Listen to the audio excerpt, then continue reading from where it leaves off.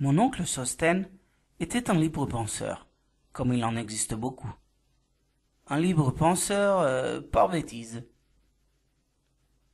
On est souvent religieux de la même façon. La vue d'un prêtre le jetait en des fureurs inconcevables. Il lui montrait le poing, lui faisait des cornes, et touchait du fer derrière son dos, ce qui indique déjà une croyance, la croyance au mauvais œil. Or, quand il s'agit de croyances irraisonnées, il faut les avoir toutes, ou n'en avoir pas du tout.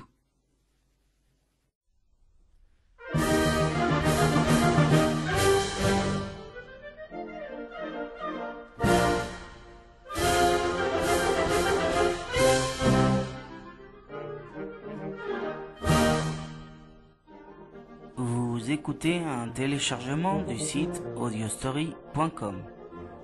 Mon oncle Sostène, basé sur une histoire de Guy de Maupassant.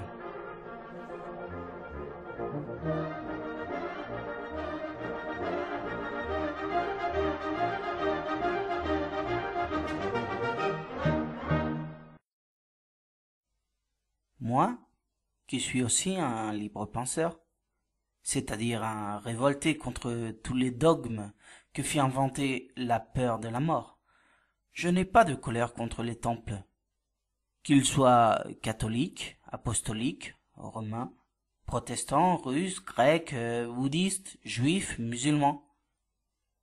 Et puis moi, j'ai une façon de les considérer et de les expliquer.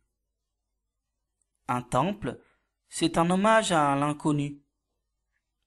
Plus la pensée s'élargit, plus l'inconnu diminue, plus les temples s'écroulent.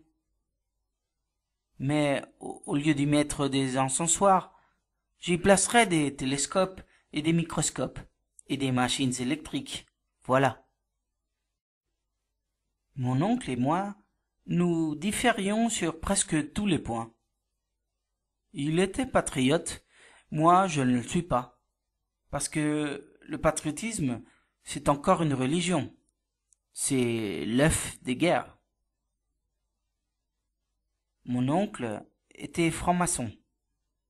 Moi, je déclare les francs-maçons plus bêtes que les vieilles dévotes. C'est mon opinion et je la soutiens. Tant qu'avoir une religion, l'ancienne me suffirait. Ces nigolas ne font qu'imiter les curés. Ils ont pour symbole un triangle au lieu d'une croix. Ils ont des églises qu'ils appellent des loges, avec un tas de cultes divers. Le rite écossais, le rite français, le Grand Orient. Une série de balivernes à crever de rire. Puis, qu'est-ce qu'ils veulent? Se secourir mutuellement en se chatouillant le fond de la main. Je n'y vois pas de mal. Ils ont mis en pratique le précepte chrétien. Secourez-vous les uns les autres. La seule différence consiste dans le chatouillement. Mais est-ce la peine de faire tant de cérémonies pour prêter 100 sous à un pauvre diable? Les religieux, pour qui l'aumône et le secours sont un devoir et un métier, tracent en tête de leurs épîtres 3 lettres. J, M, J. Les francs-maçons posent 3 points en queue de leur nom. Dos à dos, compère. Mon oncle me répondait. Justement, nous élevons religion contre religion. Nous faisons de la libre pensée l'arme qui tuera le cléricalisme. La franc-maçonnerie est la citadelle où sont enrôlés tous les démolisseurs de divinités. Je ripostais. Mais, mon bon oncle, au fond, je disais, vieille moule, c'est justement ce que je vous reproche. Au lieu de détruire, vous organisez la concurrence. Ça fait baisser les prix, voilà tout. Et puis encore, Si vous n'admettiez parmi vous que des libres penseurs, je comprendrais. Mais vous recevez tout le monde. Vous avez des catholiques en masse, même des chefs du parti. Pie IX fut des vôtres avant d'être pape. Si vous appelez une citadelle contre le cléricalisme une société ainsi composée, je la trouve faible, votre citadelle. Alors mon oncle, clignant de l'œil, ajoutait: Notre véritable action, notre action la plus formidable, a lieu en politique. Nous sapons, d'une façon continue et sûre, l'esprit monarchique. Cette fois, j'éclatais. Ah oui, vous êtes des malins. Si vous me dites que la franc-maçonnerie est une usine à élection, je vous l'accorde. Qu'elle sert de machine à faire voter pour les candidats de toute nuance, je le nierai jamais. Qu'elle n'a d'autre fonction que de berner le bon peuple, de l'enregimenter pour le faire aller à l'urne, comme on envoie au feu les soldats, je serai de votre avis. Qu'elle est utile, indispensable même, à toutes les ambitions politiques, parce qu'elle change chacun de ses membres en agent électoral, je vous crierai, c'est clair comme le soleil. Mais si vous me prétendez qu'elle sert à saper l'esprit monarchique, je vous ris au nez. Considérez-moi un peu cette vaste et mystérieuse association démocratique qui a eu pour grand maître en France le prince Napoléon sous l'Empire, qui a pour grand maître en Allemagne le prince héritier, en Russie le frère du tsar, dont font partie le roi Humbert et le prince de Galles, et toutes les caboches couronnées du globe. Cette fois, mon oncle me glissait dans l'oreille: C'est vrai, mais tous ces princes servent nos projets sans s'en douter. Et réciproquement, n'est-ce pas? Et j'ajoutai en moi: tas de niais. Et il fallait voir mon oncle Sosthène offrir à dîner à un franc-maçon. Ils se rencontraient d'abord et se touchaient les mains avec un air mystérieux tout à fait drôle. On voyait qu'ils se livraient à une série de pressions secrètes. Quand je voulais mettre mon oncle en fureur, je n'avais qu'à lui rappeler que les chiens aussi ont une manière toute franc-maçonnique de se rencontrer. Puis mon oncle emmena son ami dans les coins, comme pour lui confier des choses considérables. Puis à table, face à face, ils avaient une façon de se considérer, de croiser leurs regards, de boire avec un coup d'œil, comme pour se répéter sans cesse nous en sommes, hein? Et penser qu'ils sont ainsi des millions sur la terre qui s'amusent à s'essimagrer. J'aimerais encore mieux être jésuite.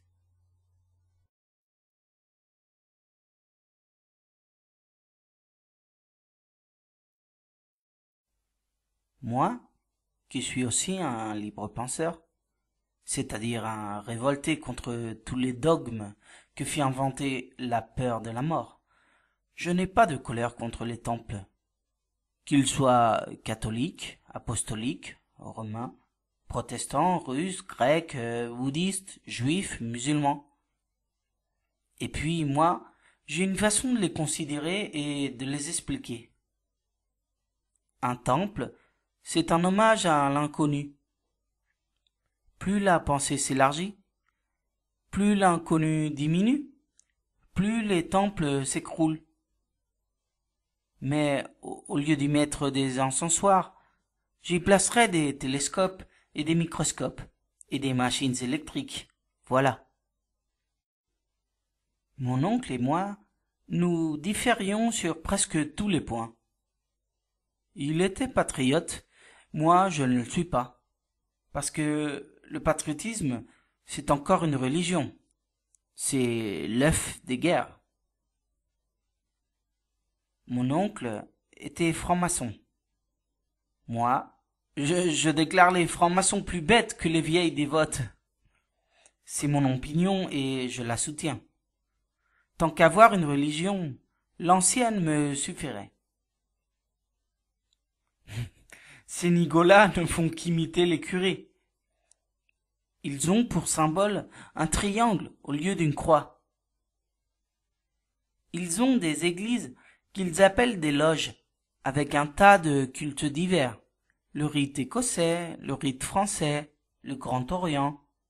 Une série de balivernes à crever de rire. Puis, qu'est-ce qu'ils veulent? Se secourir mutuellement en se chatouillant le fond de la main. Je n'y vois pas de mal. Ils ont mis en pratique le précepte chrétien. Secourez-vous les uns les autres. La seule différence consiste dans le chatouillement. Mais est-ce la peine de faire tant de cérémonies pour prêter 100 sous à un pauvre diable? Les religieux, pour qui l'aumône et le secours sont un devoir et un métier, tracent en tête de leurs épîtres 3 lettres. J, M, J. Les francs-maçons posent 3 points en queue de leur nom. Dos à dos, compère. Mon oncle me répondait.